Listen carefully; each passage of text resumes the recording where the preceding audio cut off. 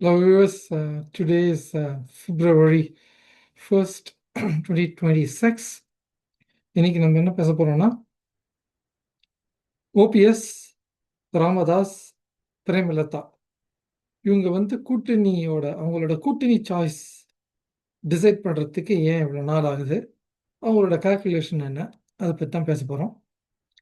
First நம்ம ஓபிஎஸ்ஸை பற்றி எடுத்தோம்னா, ஓபிஎஸ்க்கு நம்ம முன்னமே சொன்ன மாதிரி அவருக்கு ஆப்ஷன்னு பார்த்தா தவக்க ஒரு ஆப்ஷன், வயபிள் ஆப்ஷனாக இருந்தது. அதை தவிர அவர் திமுக கிட்ட ஒரு ஆப்ஷனை, ஒரு டோரை ஓப்பன் பண்ணி வச்சுட்டு நெகோஷியேட் பண்ணலான்ற மாதிரி பார்த்தாரு. ஆனால் அவருடைய ப்ரிஃபர்டு ஆப்ஷன் அப்படின்னு பார்த்தோன்னா, எப்படியாவது அவரை என்டிஏ கூட்டணிக்குள்ள, அதிமுக தலைமை தாங்குற என்டிஏ கூட்டணிக்குள்ள எப்படியாவது பாஜக அவரை உள்ளே கொண்டு வந்துருவாங்கன்றது தான் அவர் நினச்சிட்டு இருந்தார்.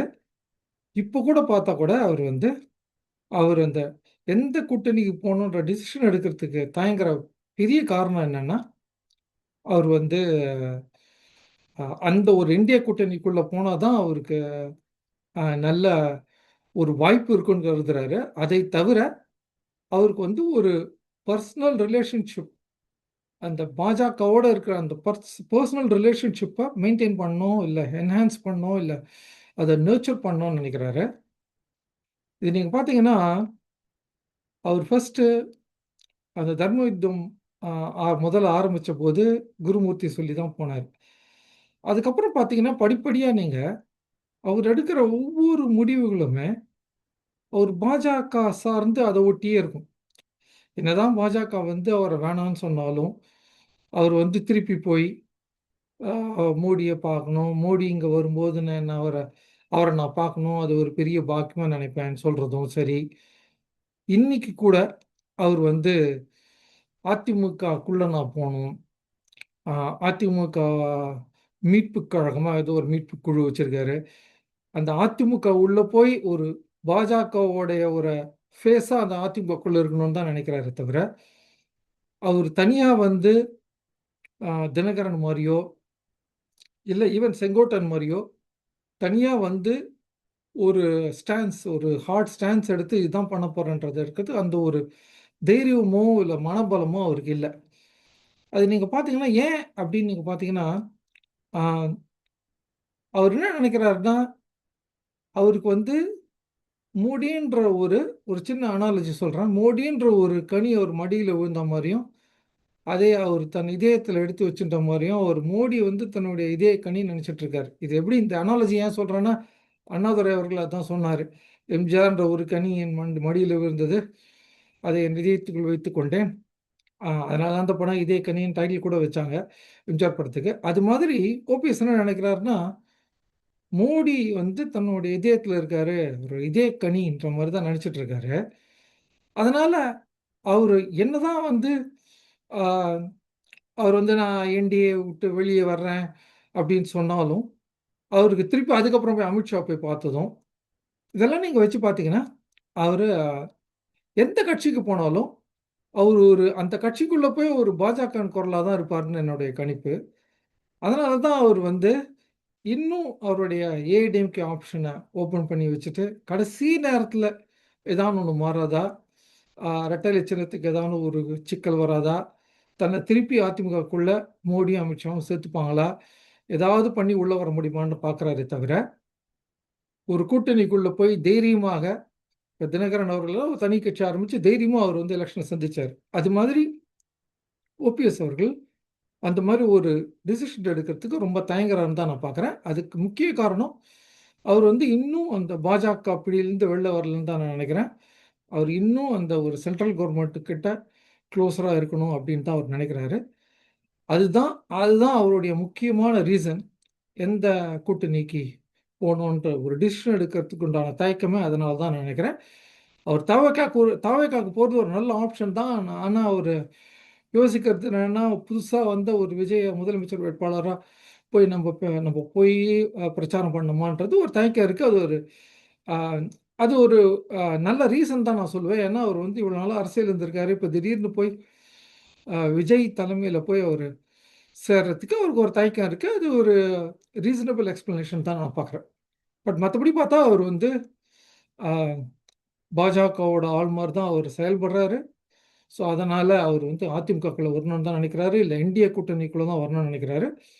மேபி லாஸ்ட் மினிட்ல அவர் அமமுகவில் சேர்ந்து அந்த என்டிஏ கூட்டணிக்குள்ளே போகிறதுக்கு உண்டான வாய்ப்புகள் இருக்குது. பட் அவருக்கு ஸ்டில் அவர் வெரி இன்டிசைசிவ். அவரால் எந்த ஒரு டிசிஷனும் எடுக்க முடியல. ஸோ அது ஓபிஎஸோட நிலைமை.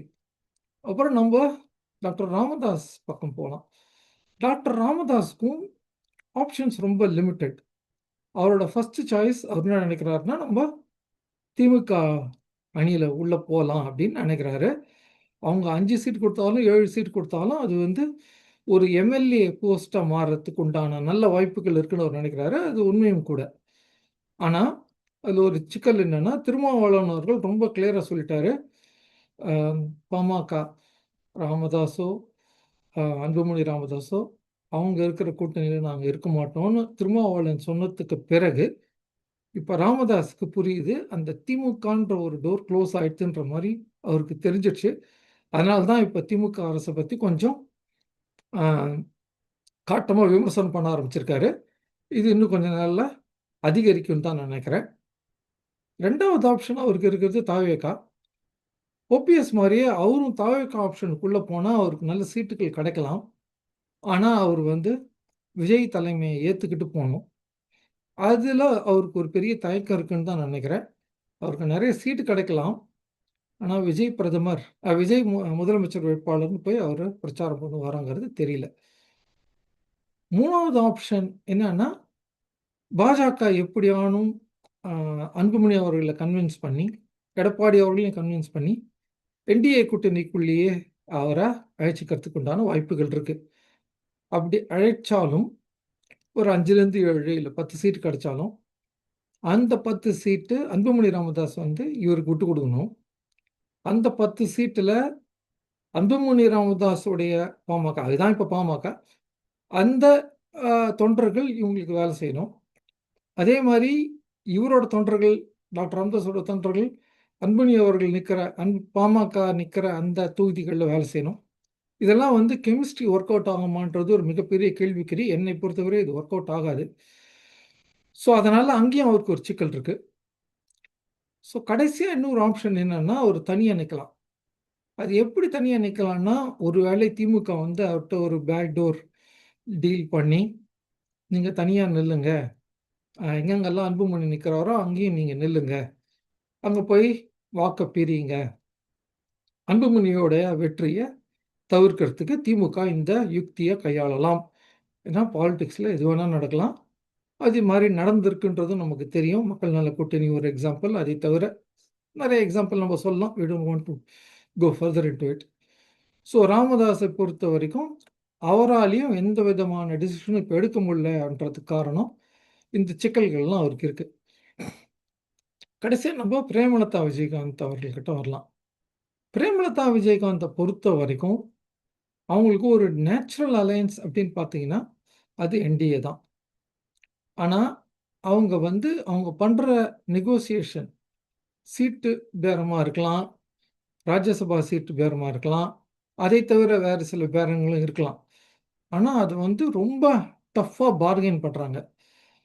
இந்த டஃப்பாக பார்கெயின் பண்ணுறதுனால ஒரு பர்டிகுலர் லிமிட்டுக்கு அது தாண்டி போச்சுன்னா அதிமுகவும் சரி திமுகவும் சரி அவங்கள அவாய்ட் பண்ணுறதுக்கு சான்சஸ் நிறைய இருக்குது.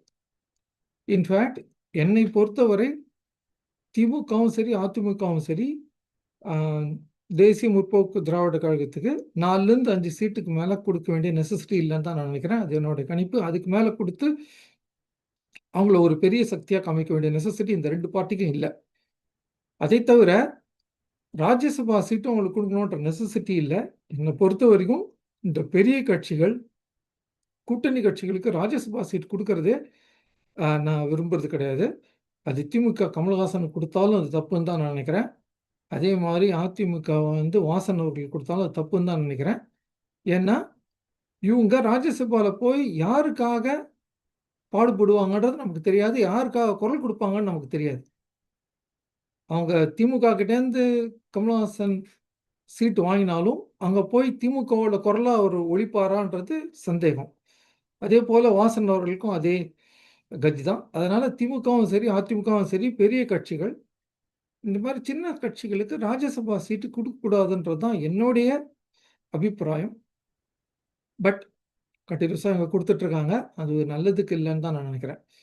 ஸோ இப்போ பிரேமலதாவை பொறுத்த வரைக்கும் இந்த பார்கெனிங், இந்த பேரம் கடைசி நேரம் வரைக்கும் கண்டினியூ ஆச்சுன்னா எப்படி அது களத்தில் எதிரொலிக்குன்றதுக்கும் ஒரு பெரிய ஒரு கொஸ்டின் மார்க் தான். அது ஒரு கேள்விக்குறி தான். ஏன்னா நீங்கள் கடைசி நிமிஷம் வரைக்கும் நான் இவங்ககிட்டையும் பேசுவேன், அவங்ககிட்டையும் பேசுவேன், கடைசி நேரத்தில் டிசைட் பண்ணுவேன், நாங்கள் தான் வந்து யார் முதலமைச்சர் போகிறாங்கன்றதை டிசைட் பண்ண போகிறோம் இந்த எலெக்ஷனில், எங்கள் கூட்டணி தான் ஜெயிக்கும். இதெல்லாம் வந்து கேட்கறதுக்கு நல்லாயிருக்கும், ஒரு கருத்து உருவாக்கம் பண்ணுறதுக்கு நல்லாயிருக்கும், நரேட்டிவ் செட்டிங்க்கு நல்லாயிருக்கும். ஆனால் இந்த 2 பெரிய கட்சிகளும் ஒரு லிமிட்டை நீங்கள் தாண்டி போனீங்கன்னா அவங்களுக்கு வந்து கொஞ்சம் இரிட்டேஷன் வந்துடும்.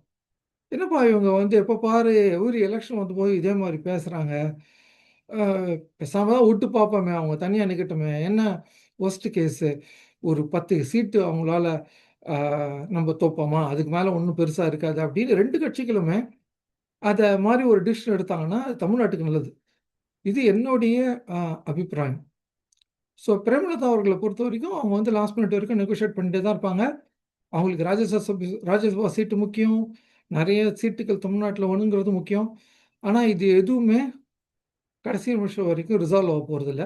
அதனால் அவங்க கடைசி நிமிஷம் வரைக்கும் இது மாதிரி பேரம் பேசிகிட்டே தான் இருக்க போகிறாங்க. ஸோ இந்த 3 பேருக்குமே ஒரு சிக்கல்கள் இருக்குது. அதை அவங்க தான் அட்ரஸ் பண்ணணும். ஓபிஎஸ்ஸை பொறுத்த வரைக்கும் அவர் வந்து கடைசி நிமிஷம் வரைக்கும் is keeping is options open தான் நான் நினைக்கிறேன். டாக்டர் ராமதாஸை பொறுத்த வரைக்கும் ஒரு நிறைய ஆப்ஷன்ஸ் அவருக்கு இல்லை. அவர் தனித்து தான் நிற்பார்னு நினைக்கிறேன். இல்லை என்டிஏக்கு போகலாம். திமுகவுக்கு வர்றது ரூல்ட் அவுட். தவேகாக்கு போகிறது மோர் ஆர் லெஸ் கிடையாதுன்னு தான் நினைக்கிறேன். Unless otherwise something changes. Then பிரேமலதாவை பொறுத்த வரைக்கும் அவங்க கடைசி நிமிஷம் வரைக்கும் இப்படி தான் பேசிகிட்டு இருப்பாங்க. எந்த கட்சி கடைசியாக நிறைய சீட்டுகள் கொடுக்குறாங்களோ, ராஜ்யசபா சீட் கன்ஃபார்ம் பண்ணுறாங்களோ அவங்ககிட்ட போவாங்கன்னு நினைக்கிறேன். பட் அவங்க சீக்கிரம் முடிவெடுப்பாங்கன்ற நம்பிக்கை எனக்கு இல்லை. ஸோ இதுதான் இன்றைய நிலைமை. Let's see how things unfold in the next few days. That's it for today. I'll come back to you with another episode tomorrow. Till then, take care.